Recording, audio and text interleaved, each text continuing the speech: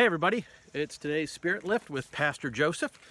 Just got some yard work done, and that got me to thinking about the doctrine of creation. And I wanted to share with you, I've been thinking about this for a while now, I wanted to share with you a book that I have found really helpful, that is important to me. It's also written by two of my teachers.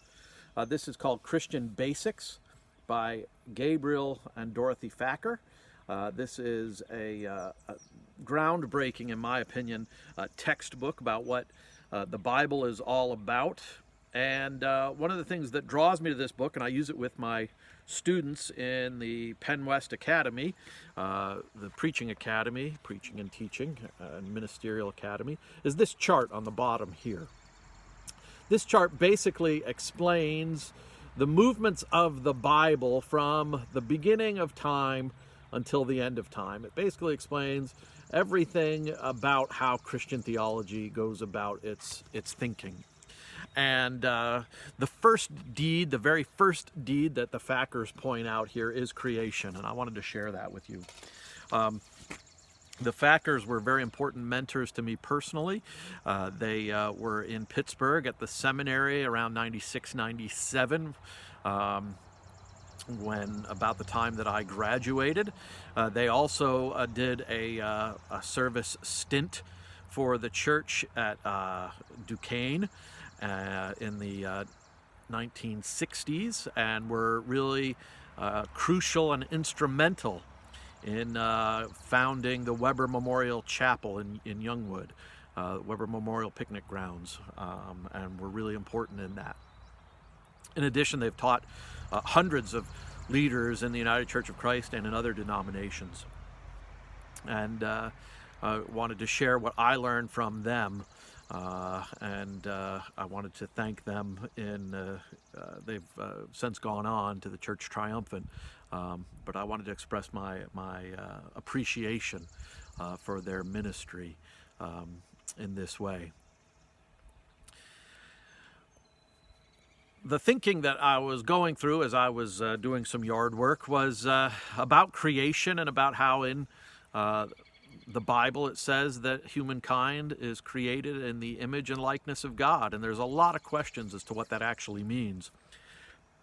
And I don't know that I've ever really come to a hard, fast conclusion about that. I've never been the kind of person who says that faith and science are opposed to each other. I tend to think that they fit together a lot more nicely than we imagine that they do. I like to probe the questions both of faith and of science together. I think the two complement each other nicely. In any event, though, what does that mean, that we are made in the image and likeness of God? I think it means that when we are at our most creative, then we are most like God. We're most using our God-given capacities. And what I mean by that is, it's in the very word. God makes creation. He creates out of nothing in Genesis. And so when we're in the image and likeness of God, when I'm out planting in the yard, remember that God's first activity was to plant a garden in the Garden of Eden. And that when we are doing creative things, we are living out our vitality. We are living out our image and likeness of God. Now, I've heard a lot of people say throughout the years, "Oh, I'm not at all creative. I don't really feel very creative." And in some ways, I don't feel very creative a lot of the time either. But they've done studies of creative people, and one of the things that they've noticed psychologically is the difference between creative people and non-creative people is it's whether you say that you're creative or not. Everybody is creative in some area of their life. And if you find the right area, you ask the right person in the right area, you will find your creativity. And for some people, creativity is working in the yard. For others, it's art. For others, it's crafting or sewing. For some people, it's cooking. For some people, there's interpersonal creativity. Perhaps you're a really creative parent or grandparent. It's about finding the right balance and finding something that really makes you appreciate the gifts that God has given us in this beautiful creation. And when you're doing that, when you have received something, a gift of creativity, then you really are living in a way, working in a way that I think honors God. Now, not everything in creation is easy. We're going to talk about that a little bit more in the next lesson, talking about what happens right after creation, Adam and Eve and the fall. And perhaps that's a good time for us to think about this difficult time in our common life together with the coronavirus and sheltering in place at home. However, I really just want you to think while we're in this time, and we're approaching 6 weeks or past 6 weeks. I'm not exactly counting here, but I want you to think, if you're feeling a little bit frustrated or foggy in your thinking, think about your creativity in the next few days. Think about what you can do to make each moment a holy moment. There's a phrase I like from a medieval monk called Brother Lawrence, who said that he looked around and he said that any act, any deed in the monastery could be a holy deed. And that he wanted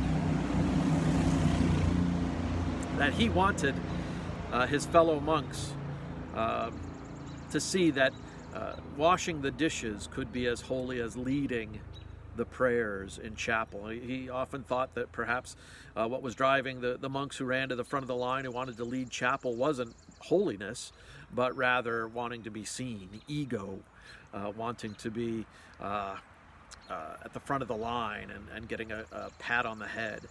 And he wanted them all to learn that even the most meager job, if offered to God, was a holy job and a most creative job and a most God-like kind of job. So yeah, we've been doing the mundane. We've been cleaning up our houses. We've been doing the laundry. We've been cooking the same meals. We've been looking at the same four walls, but it's still offered to God. It's still offered to God. And in this great creation, I hope you find some creativity in your days today. All right, good talking to you all. Always good to be with you. Please keep checking in on us here. We're glad to see you, and the church is still operating. We've been working on newsletters, and we've been working on putting out these spirit lifts. We've been doing some shopping for some folks. So remember, the church is still here. We still love you. We still care for you. We've been checking up on you, and if you hear of anything that we need to know about, just please don't hesitate to give us a call. And we'll see you soon. Blessings. Miss you all. And we'll talk more soon. Bye-bye.